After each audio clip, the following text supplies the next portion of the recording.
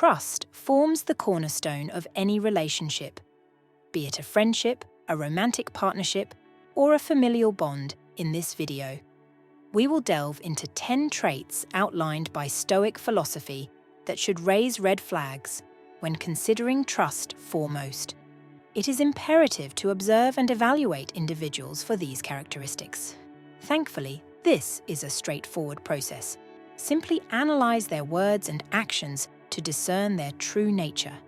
Now let's shed light on each of these personas and understand why trusting them is ill-advised. Before we proceed, kindly ensure you are subscribed to the channel and activate the notification bell so you don't miss any videos. And as always, be the best version of yourself. Let's move on to the first category. Then narcissists. When dealing with narcissistic individuals, the Stoics remind us not to let their behavior disrupt our inner peace. Maintaining indifference towards their self-centered actions safeguards our mental tranquility. Amidst their vanity, consider this: if someone habitually talks about themselves and seldom considers others, they are hardly reliable. Their focus is primarily on themselves, consistently prioritizing their own needs, regardless of who they are. Trusting a narcissistic individual is a risky endeavor. They elevate their self-image above all else, often at the expense of others. This compulsive need for self-admiration can lead them to take extreme measures to maintain their desired facade. They are the type who readily shift blame onto others for their own mistakes. Hence, exercise caution with those who excessively self-promote and impose their opinions without listening. The second category are the gossipers.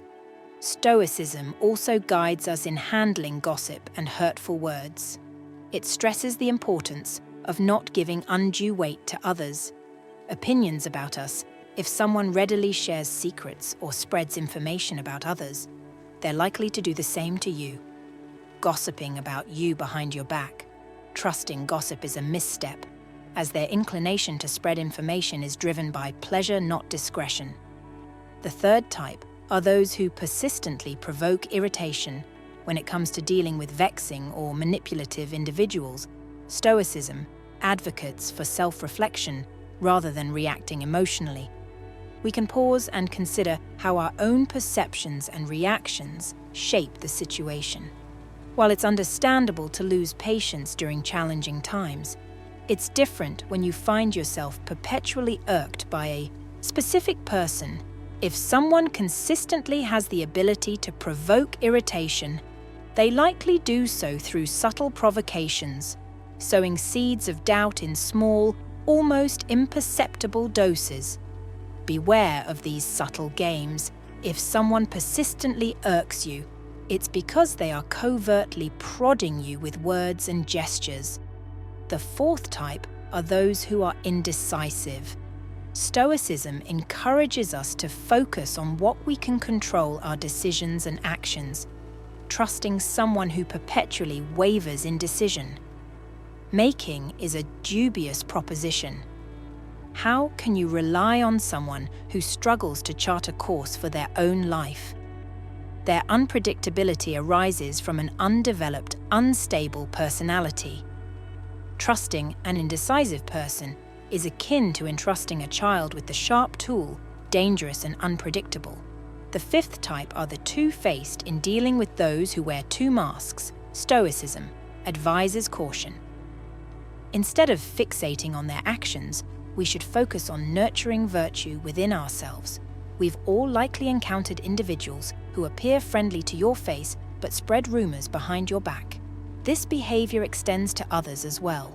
Be prepared for disparaging comments from these two-faced individuals when you notice such behavior. It's best to distance yourself from the relationship.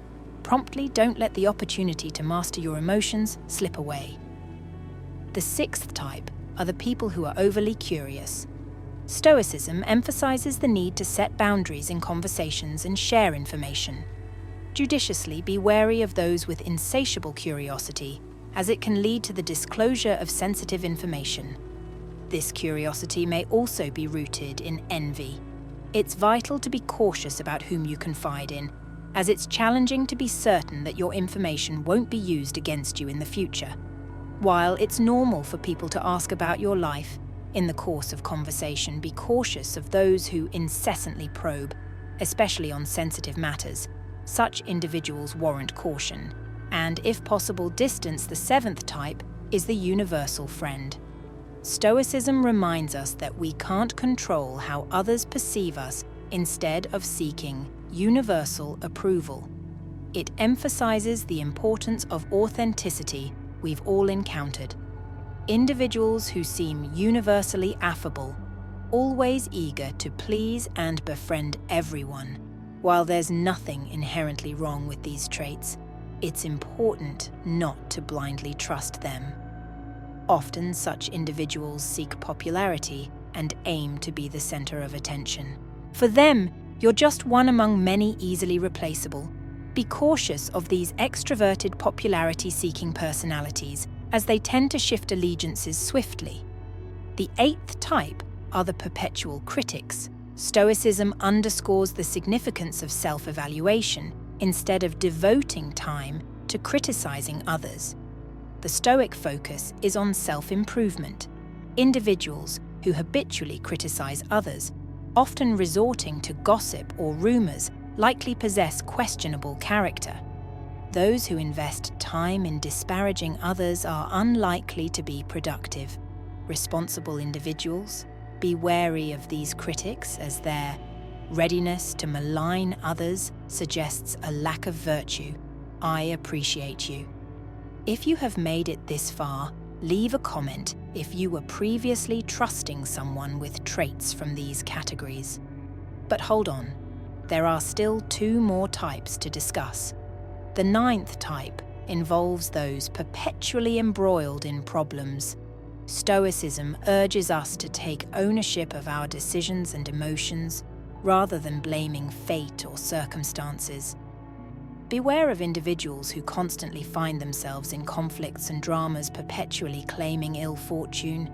They paint life as a series of punishments, an endless string of difficulties. Be cautious of such individuals, for their tendency to attract problems is not mere coincidence. It's not the universe conspiring against them, but rather their own self-sabotage. They likely make poor decisions, fail to learn from mistakes, and struggle to manage their emotions. Steer clear of this type, as sympathizing with their woes can quickly entangle you in their web of problems. And finally, the 10th type are those who fear listening in situations where people pretend to listen. Stoicism advises assertiveness, and if necessary, distancing ourselves from unproductive conversations.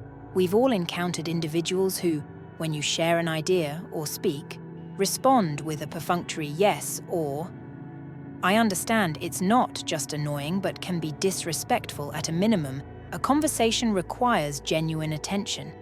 If you notice one isn't genuinely listening, or worse, they're engrossed in their phone or simply feigning interest, it's best to cease talking. Conversing with someone who isn't truly engaged is a futile endeavor. If this happens, feel free to stand up and leave. You're not obligated to spend time with someone uninterested in your thoughts. In conclusion, analyzing these various types of individuals provides invaluable lessons for fostering authentic and meaningful relationships. By integrating Stoic wisdom, we learn to preserve our inner peace, cultivate virtue, practice authenticity, and exercise self-control in challenging situations. Thank you for your attention, and may you find wisdom and fulfillment in your personal journey. And as always, be the best version of yourself.